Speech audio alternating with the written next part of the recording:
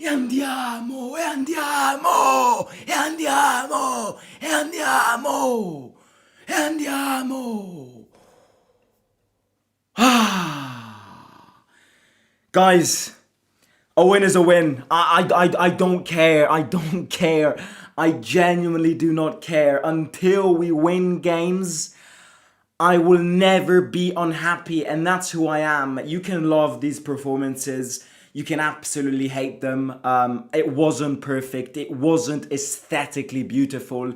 It was none of that. But there's one thing about these games. Can I say these games make me 10 times more gassed whenever the game ends? I don't know what it is. Maybe it's the spirit. Maybe it's the spirit in these games of a team that isn't perfect, of a team that has a lot of problems, but a team that wins, a team that puts the spirit of the team above everything else because it knows that it doesn't have the quality that other teams has. They know this, but they put the spirit and they manage to grind these wins out, and getting the job done is the most important thing.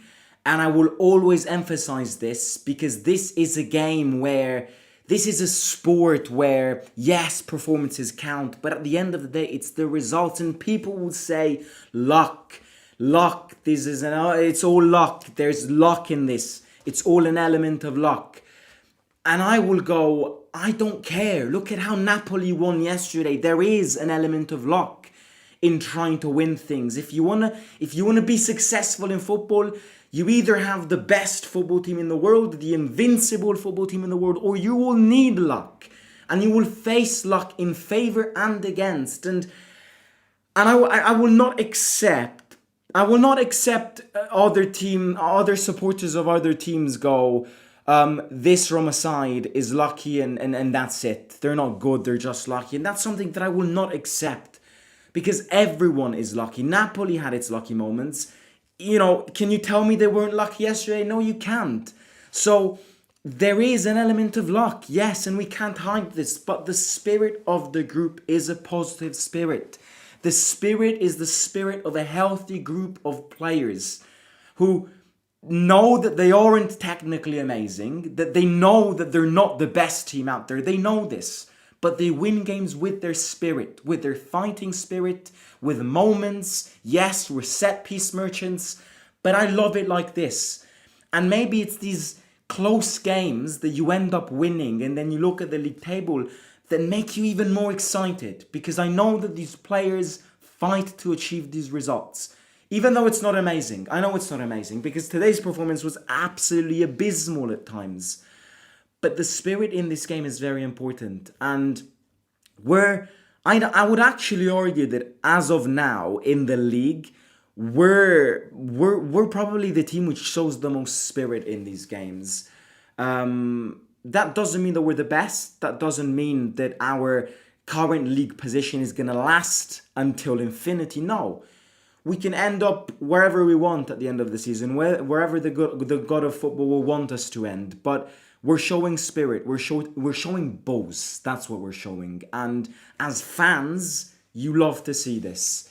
Now, I want to start off by speaking about the referee. You're probably asking, why are you complaining about the referees when you won a game that you were lucky to win? And I want to speak about the referees because, I'm sorry, there is something that is extremely confusing. And as always, it favors the striped teams and it goes against us once again. Anyone who says, any one of your friends or anyone here who comes and watches this video and goes, oh, look at Roma, they can't win without the help of the referees. I would like to remind you that we're the only team in the league up to now, one of the few teams in the league up to now that hasn't received one penalty in favor yet. So, before using referees and Roma on the same sentence, shut up. Shut up because you're talking absolute nonsense. Roma isn't Juventus. I didn't watch the Juventus game today, but I just know that Juventus won because of 2 penalties. As far as I'm aware, if that was Roma, never. That penalty that Jimenez won in that Milan-Fiorentina game 2 weeks ago, if that was Roma, never a penalty. And that is where I want to bring the referee statement here. I'm not mad because we won this game. Otherwise, I would have been absolutely fuming. And you know why I would have been absolutely fuming? Because why on earth is that Sule goal disallowed in that game, and Milan against Pisa, and in the Milan against Pisa game, the same exact goal was given to Milan? I will not accept this. I am not accepting this discrimination yet again. I know that the striped teams are favoured. I'm not an idiot. We live in a country which is ruled by corruption in this element. You're not going to fool me. I know that the striped teams are favoured. I know that Inter Milan and Juventus will forever be the teams that the system will favour. I know this, and you don't have to tell me this. But why are we making it this noticeable? Why on earth? I am not saying that our goal shouldn't have been disallowed, because if that's the rule, then it's offside. But why does the rule apply to us and it doesn't apply to Milan? I am not accepting this. I will never accept this sort of discrimination towards my football club. And if I had lost today, I would have been fucking fuming about this. Luckily, we won, because the discrimination that we get year in and year out is absolutely abysmal. The lack of balance in these referees is something atrocious. Atrocious. We're coming from a game week in the Serie A where one referee was worse than the other. That Napoli-Inter game, how on earth is that a penalty on Napoli? That Lazio-Juve game, how on earth is that not a penalty on Juventus? There is around the referees in Italy right now. There is uncertainty. There is reigning uncertainty in the referee system in this country, and this is something that they better clear up. Because I will not accept. Maybe, let's say at the end of the season, we don't get Champions League football because of these things, and I will never accept this. You don't have to tell me. You don't have to make it this obvious that the striped teams get favoured. We already know this. So the Rocky needs to do something, because the lack of balance in the referees is absolutely abysmal. Absolutely abysmal. Okay, that's my referee rant done. I don't want to speak about the referees. I want to speak about us. I liked Ferguson starting, but he got subbed off after 6 minutes because of an injury. I'm not sure if that was a red card. I didn't rewatch the game. I got back like 1 hour ago, posted the vlog. But I'm not sure if that was a red card or anything. I didn't see it. But Ferguson got an ankle injury, got subbed off after 6 minutes. Then Gasperini decided to opt for a non-striker formation once again before putting Dovbyk in. And I ain't gonna lie, today it wasn't the best. I've been saying two things quite often. One of these things is that the Dybala as a false nine is good, but at times Dybala as a false nine is good against defenses which open up, against teams that open up. Parma had a solid defense. Fair play to Parma. I think they played a good game. Pellegrino is an interesting player. Cuesta is an interesting manager. Overall, the quality wasn't amazing, but there were at times where Svelor had to save us today again. So I must say, against teams like them who've got solid defenses, Dybala as a false nine doesn't work. Against Sassuolo, who are a team that opened up with a weak defense, it works because he's technically gifted, especially against non-physical defenses. And I will say today it wasn't amazing. But what is worse today, I've been saying this since last season whenever De Rossi tried this. So don't you dare say that it's something new. Because I've said it the first time De Rossi put them together on the pitch. Dybala and Sule can't play. I don't know what Gasperini sees in Dybala and Sule playing together. I will never understand it. I will never understand it. Sule, apart from that disallowed goal today, was absolutely shit. But why was he shit? Because he played in the wrong side. I will never be tired of saying this. How can you think that a player who is predominantly left-footed, and in this occasion Sule is a player who only plays with his left foot. Like, he's one of the few players that only uses his left foot. He never uses his right. To stop a ball, to pass a ball, to shoot, he always uses his left foot. He never even dares to try his right. So how can you possibly think, and I don't want to be the manager here, we won the game, fair play, but how do we think that a player who is so obsessed with his left foot can work well in the other side of the pitch, where he's forced to use his right?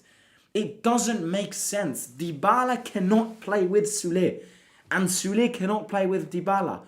They can't. They're the same player. Whoever plays on the wrong side will be null. It's like playing with 10, because it's absolutely useless playing with both Dybala and Sule together. I don't know why we're continuing to doing this. We're wasting minutes with the Dybala and Sule. And it's not a surprise that whenever Dovbyk came on today and Sule got off, Dovbyk scored. Good goal, by the way. I will give credit to him, because these are the games where you have to give credit to players that I've attacked in the past. But I will speak about Dovbyk in a second. Sule and Dybala cannot play together. This needs to stop. It needs to stop, because not only are we basically throwing a player out of the two, whoever plays on the wrong side, it's like throwing them away. It's like not counting them. Dybala does it better than Sule, because Dybala is also good with his right foot. Sule doesn't touch his right foot. So how we possibly can think that he can work well in the side where he needs to use his right foot predominantly is abysmal to me. So yeah, Bailey, bad. I think the reason he got subbed in and subbed off in 30 minutes is because Gasperini didn't like his performance. He got very lucky that he was caught offside in that chance, because otherwise everyone would have started questioning him. I have never seen anything like that. It's like he passed the ball in that chance that he had in the first half. Bailey wasn't good. Sule wasn't good. Dybala was good.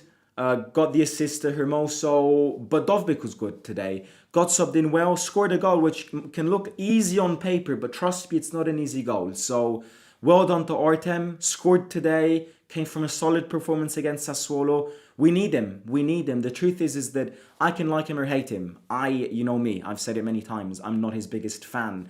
I still think that he has a lot of limitations, but I'm the first one to say that we need him. So if he can wake up, if he can start dragging us points and winning us points and changing our games, then it will only move better from here. If this team is first with 21 points, same as Napoli, without a striker up to now, it means that if we do have a proper striker, we can push for the league title. This is what the first 10 games have told us. Then again, you've got another 28 games to go. It won't be like this. But the first 10 games showed us that you're first with Napoli without a striker, because apart from the goal that he scored today, our strikers didn't really gift us any points. So if you do have a striker who clicks, who scores, then you can potentially push for something bigger. So yeah, Dovbyk played well today. We conceded. I hate conceding those stupid goals at the end. I absolutely hate them. You know why I hate it? I hate it because you have to have heart attacks. Even when you think that you can control a game, no. The ability that this football club has to make you have heart attacks, even when it feels like you won a game, is unbelievable. And number two, because it ruins your clean sheet. It could have been another easy clean sheet today, which we could have boasted in front of everyone. No, it has to be ruined by that stupid goal that comes because Ghilardi comes in, Mancini comes out, lack of orientation, and that goal comes in. But otherwise, defensively, we were a bit shakier today, I thought. I think in general today, we won, and I will never question the performance if we win. I mean, yes, I will never be mad about the performance if we win. But I must say, the reason I didn't massively like today's performance is because I don't know this. I'm not sure if this is an optical illusion or not. But I feel like at home this season, we're way more timid. We're way, I don't know how you really phrase this. You're shy. At home this season, you're shy. And I get the impression that at home this season, you have no idea or no clue of what to do with the ball. Because against Torino, against Lille, today we won, but today as well, and even against Verona that we won, I saw a very confused team, like a very confused group of players with a lot of individual errors, a lot of missed passes, easy passes, and this lack of desire of actually wanting to give that intensity shift that we give in away games. I'm not sure how we. Maybe it's only me, but I will put my hand on fire that it's not only me that notices this. We're more timid at home this season. We're shy. I don't know what it is. Once again today we relied on a set piece. It can work once, it can work twice, it can work 3 times. It can't always work. So there will need to be a day that we start creating chances at home. Yeah, this is what I'm trying to say. At home, I get the impression that we don't create. At home this season, I get the impression that every goal that we score is either a set piece, or it's either happened because the ball was in the middle of the box and somebody kicked it. We haven't really scored a constructed goal at home this season. We haven't. We really haven't. Which again, I ain't gonna lie, at home this season, we've lived some very boring games. All the fun this season happened away. Nice, Lazio, Sassuolo, Fiorentina. At home, there's something missing. There's a piece missing to the puzzle at home this season. But again, hopefully we will manage to solve it. As Allegri said once, to win in this game, to win in this sport, it's like a horse race. Whoever puts the head in front of everyone else, whoever is the horse that puts the head in front of the finish line at the end, is the horse that wins. And this is football. You win games like this. People will say it's luck. People will say that this luck needs to end and will end. It might end. But you win football games like this as well. And, there are managers which base an entire managerial career on these type of games. I look at Allegri. I look at Mourinho. There were managers that win and have won by playing and winning like this. So I don't want to hear anyone complaining. I don't want to hear anyone whinging. We're first place. We're going to travel to San Siro. We will be there. We will be there. We will travel to San Siro this Sunday, playing against Milan, number 1, with 3 points difference from them. So the pressure is all on them. And number 2, we're playing Milan at San Siro with a 3-point difference in front of them and as first in the league. Milan, we're like the fishermen. We threw the worms in the sea. Now, whether you hook up on the worm or don't, it's your problem. If there's a team that needs to win the league title here, it's you. It's not us. So the pressure is on them. And playing under these circumstances, with Milan probably missing Leao, Pulisic, Rabiot, maybe we can cook something. But we will focus on that game in a second. I'm going to end it here, guys. I'm going to read comments tomorrow because my mother wants to go to bed. So I'm not going to keep it too long. She's in the other room. Forza Roma sempre. Massive win. Another statement win. These are the wins that make me... I want to say something, but I'm not going to say it or I will get banned. Hit the like, subscribe, 150 likes, don't be shy, do it for ARTEM, do it for Gasperini, do it for our first position, and go enjoy the vlog. It's now out on Roma Theory. Talk to you soon. See you out.